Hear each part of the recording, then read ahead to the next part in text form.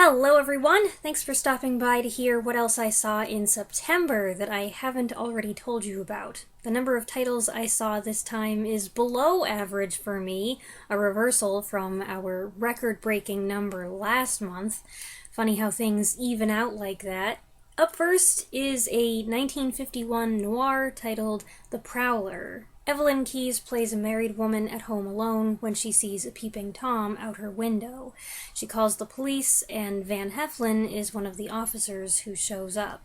He takes a shine to her and returns alone later that night under the guise of just checking up on her. She warily resists his advances, but he is persistent, and her marriage isn't fulfilling, so one thing leads to another, and another, and another. I didn't like this one. The performances are fine, it's a well-made movie, I just hated the story, and I hated it from about, 5 to 10 minutes in, and I hated pretty much everything that happened in it. The film was directed by Joseph Losey, and it pushes the envelope as much as it can. Heflin's cocky policeman is kind of a creep, also kind of a loser, and it wasn't long before I decided the only thing I was hoping for from this movie was that he would suffer an undignified death. But I don't want to single him out. There's nobody to like here, except maybe his partner and his wife, or Keyes' brother-in-law, but they're minor characters. You spend most of your time with Evelyn Keyes and Van Heflin, and neither one of them is likable or appealing or sympathetic or anything good. And she's not a wicked woman. I wouldn't necessarily call her a femme fatale, but she's just stupid, and I don't know. I just wasn't enjoying this one at all. While I like a lot of film noir, there are certain tropes and even trademarks of the genre that I'm not keen on. This has some of those elements, but without other factors that would help make it more enjoyable, more palatable, as is the case with more famous adulterous noirs. Movie number 2 is 1957's The Midnight Story. When a beloved San Francisco priest is murdered, a traffic cop who was close to him, Tony Curtis, asks to be transferred to homicide to help find the killer. He's too green and gets rejected, so he turns in his badge and launches his own undercover investigation. I wasn't sure about this at first because the dialogue and performances seemed a little stiff and awkward, but it gets better, especially once Gilbert Roland enters the picture as the friendly restaurant owner Curtis begins to suspect.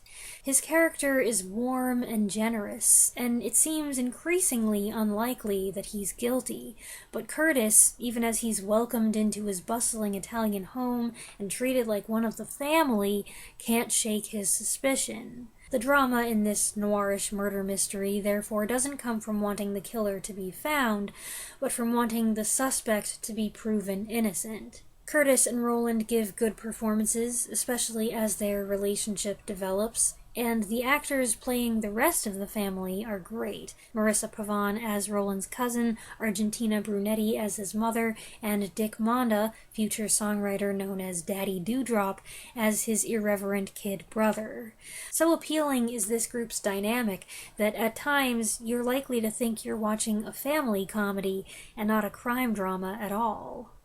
Movie number 3 is 1967's The Way West, a pseudo-epic about westward expansion, with Kirk Douglas's fiery politician rousing a group of settlers to join him on an arduous journey to Oregon. Robert Mitchum and Richard Widmark also star, Mitchum as a reluctant guide, and Widmark as a wily traveler dragging along his wife, Lola Albright, and son, who gets the hots for Sally Field's flirtatious young hoyden. There are also appearances from Harry Carey Jr., John Mitchum, Patrick Knowles, and Jack Elam, who I enjoyed seeing in the comedic but not creepy role of a stowaway preacher. Robert Mitchum and Richard Widmark were the main draw for me and my parents. We typically enjoy seeing them in movies. And while we concede they could both excel as psychopaths, we do prefer seeing them play good guys, which they both do here, and they share several scenes. I would describe this movie as grandiose in ambition, if not always in execution. I got the feeling it was trying to be like How the West Was Won, but on a smaller scale with a smaller cast and without the camera gimmick. I liked it better for that, even though there is quite a bit to roll your eyes at here. One saving grace is its no-holds-barred approach to conflict resolution. If you know about the Oregon Trail, the issues these characters face won't be that surprising. But as things progressed, there were some startling moments. It might have had a corny beginning, but it goes in a dark direction, and I think that made the movie better. This was directed by Andrew McLaughlin and features music by Bronislaw Kapper. It's standard Western fare, not as good as his score for Anthony Mann's The Naked Spur, but there's one sequence where you can tell he was having fun matching his composition with what's on screen. Movie number 4 is 1964's 633 Squadron. In this World War II movie, Cliff Robertson stars as wing commander of a squadron of Mosquitoes. Those were fast, agile planes they came up with during the war. My dad told me all about them. Assigned to carry out a dangerous bombing mission in occupied Norway. George Chakiris co-stars as a Norwegian with ties to the resistance who will help carry out the mission. It goes without saying that George Chakiris, who is Greek, and most people probably assume he's Puerto Rican thanks to West Side Story, is a tough sell as a Norwegian, especially when we also meet his character's blonde-haired, blue-eyed sister, played by Maria Pershi, with a 60s beehive. I could also nitpick the picture quality of the DVD print that we watched. There's something odd happening with color and lighting, an issue that's entirely separate from their half-hearted attempt at day-for-night shooting. However, in other regards, this was a very good-looking movie. The planes, some of which are the real deal, look great. The combat and bombing sequences are well shot, and the final part has plenty of action. As for the drama, Robertson's wing commander is saddled with an unenviable task, which makes his character more compelling than he was to start with. The diversity of the squadron is also interesting to see. It's made up of people from all over. I can't remember if Robertson's character is supposed to be American or Canadian, but you've also got someone from Scotland, someone from Wales, 1 or 2 people from Australia, there's an Indian, and then one of the guys is missing a hand and has a hook instead. So, it's a very interesting group of people. At the outset, it seemed clear what this movie was going to be. The objective was plainly laid out in the 3rd or 4th scene, an exposition dump, and I formed an idea of what the next 90 minutes would hold. But this took some twists and turns, and I'm glad I was mistaken. It did end up being kind of a downer, but it's tough in a good way.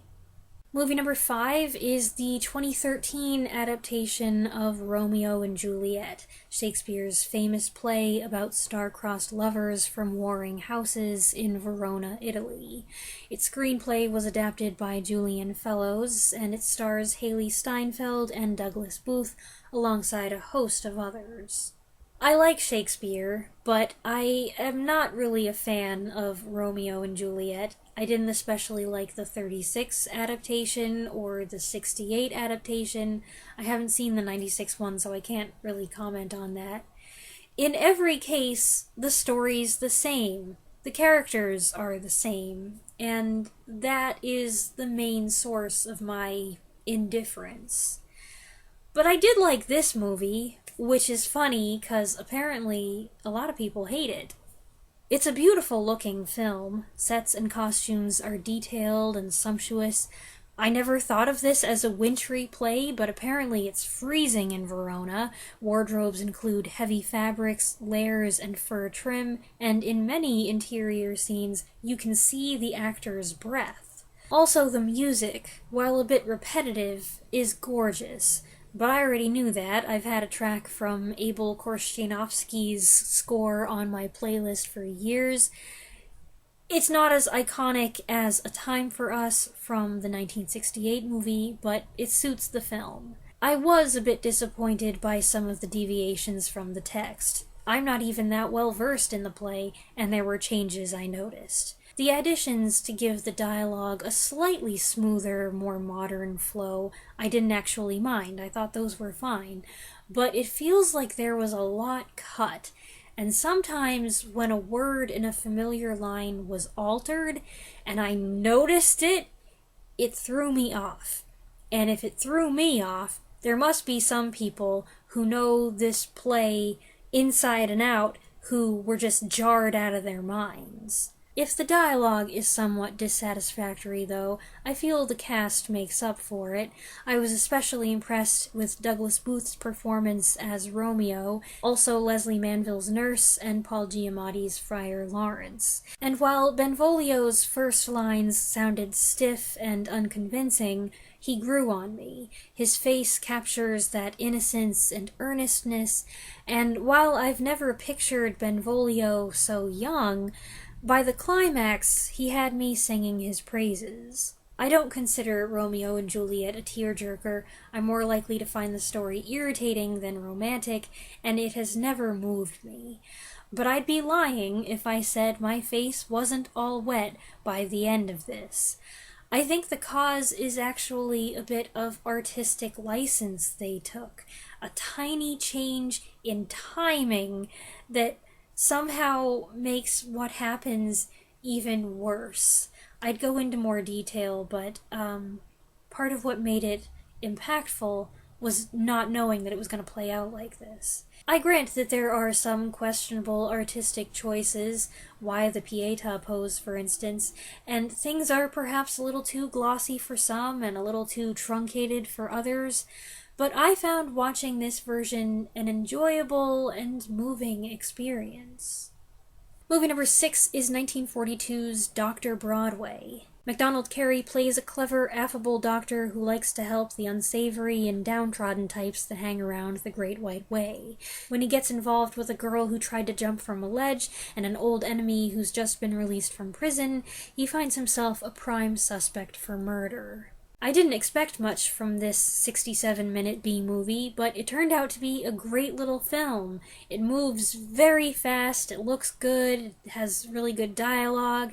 Turns out it was directed by Anthony Mann, that Anthony Mann of Westerns fame, in his directorial debut.